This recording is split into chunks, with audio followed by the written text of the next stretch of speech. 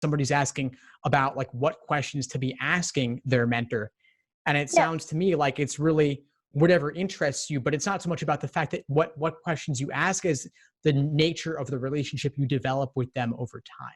Yeah, I think it's really important to realize, like, don't just go into it and, interview them like you're interviewing somebody for a job. Like, don't just, be like, what can I get out of this? Go into it like caring about who this person is as a person. Like, ask them, what considerations did you have when you were going to law school? What will you have done differently? Every single attorney out there, I guarantee you, has things they would have done differently.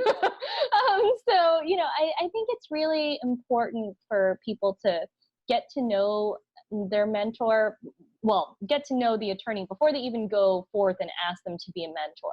In our initial meeting, we asked them to, ask a whole bunch of background questions before they decide which objectives to even work on with the mentor.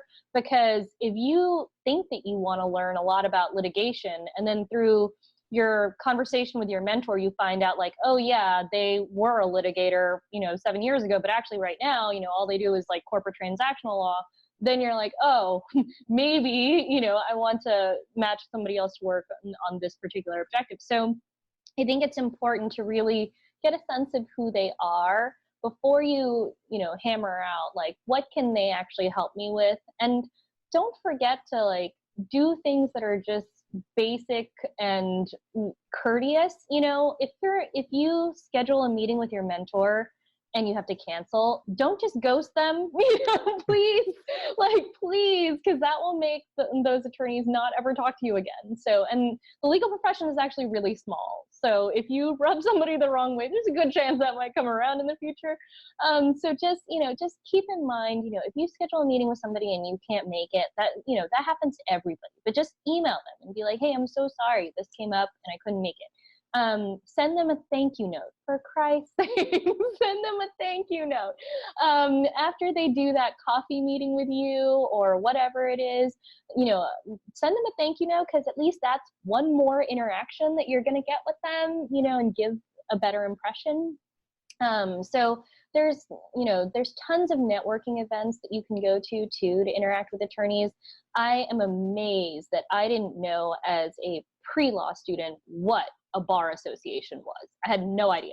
Like, what are they? And bar associations are literally associations of lawyers, and they throw tons of events all the time. And most of them are open to law students. And I guarantee you, if you reach out to like the chair of whoever's throwing the event and ask them if you can come as a prospective law student, they'll say yes.